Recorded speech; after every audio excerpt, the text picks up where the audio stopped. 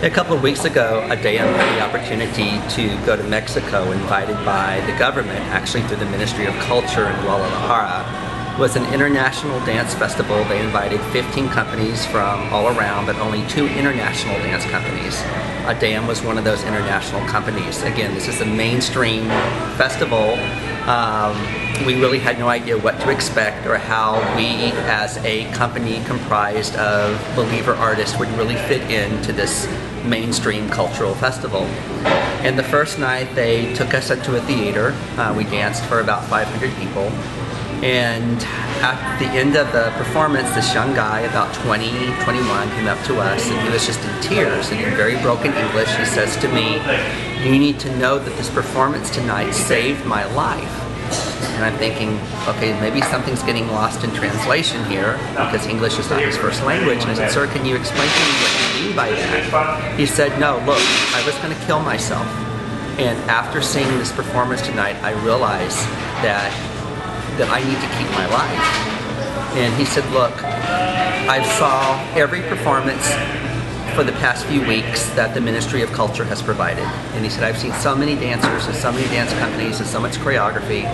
And he said, "It's all been nice," but he said, "Something different happened in this place tonight. There's something different about your dancers. There's something different about the movement. There's something different that's just over it."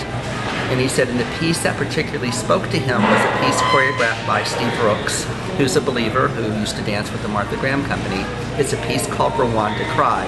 And it's a piece that's based on a true story of a young lady that we met with Youth with a Mission, who's from Rwanda. And this young woman saw her whole family slaughtered. And the killers came to her and said, "Look, we recognize you. You're one of the best cultural dancers in Rwanda. And if you dance for us, we will not kill you." So Jackie literally had to dance for her life before her killers. And so the piece that Steve choreographed for our company is based on the story of Jackie having to dance for her life in front of her captives. And it's not pretty. It's a very heavy, agonizing piece. But it was that piece in particular that he said, "Look, I saw that in that work, this young woman had to dance for her life in circumstances that were so bleak." And he said, if that young woman can fight for her life in the intense circumstances that she had to live in, then I have no reason why I can't fight for my own life. And he said, so therefore, I will keep my life.